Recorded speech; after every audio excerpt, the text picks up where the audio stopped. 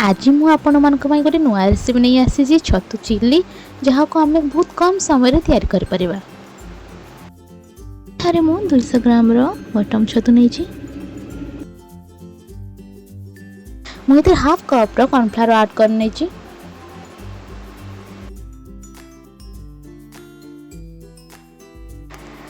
दीटा medium size रे प्याज आ गोटे कैप्सिकम आउ सेजवान चटनी यूज कर टेस्ट बैलेंस और टिके चटपटा करिया पे।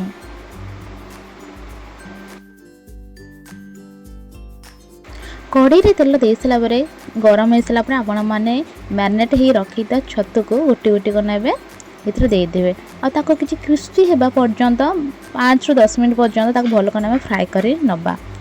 आपण मैंने सब हाई रे ही छाणिबे। देखंतु हम छतु केते भल भाव क्रिस्पी भाव में रेडी हो गलानी। एबे या आम ग्रेवी रो चिल्ली करने तेल गरम हो गलानी। एबे टिके रखी अदा लंका और रसुण को पकईदवा टिके फ्राए हो गला पर भल कर फ्राए कर बेसी पोड़ानी ताको जस्ट टिके 5 मिनट फ्राए कला पर रखी प्याज को पकईदवा से बर्तमान एटार ग्रीन कैप्सिकम गोटे मुझे ऐड कर यहाँ को 5 मिनट पर्यंत एपट सेपट करना भल भाव चल नवा। आपण मैंने स्वाद अनुसार लुण और हल्दी मुझे ऐड करने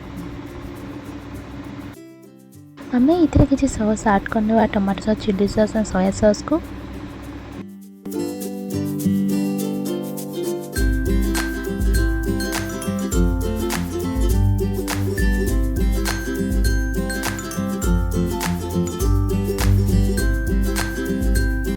ग्रेवी को ठीक करने कॉर्नफ्लावर पाउडर ऐड करी।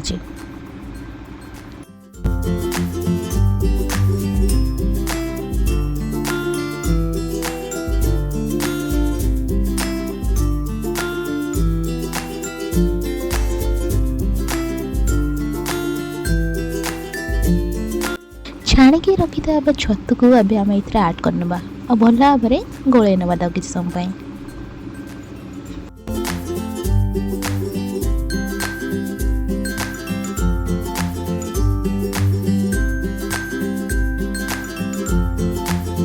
देखो बर्तमान आम छतु चिल्ली रेडी हो गलानी।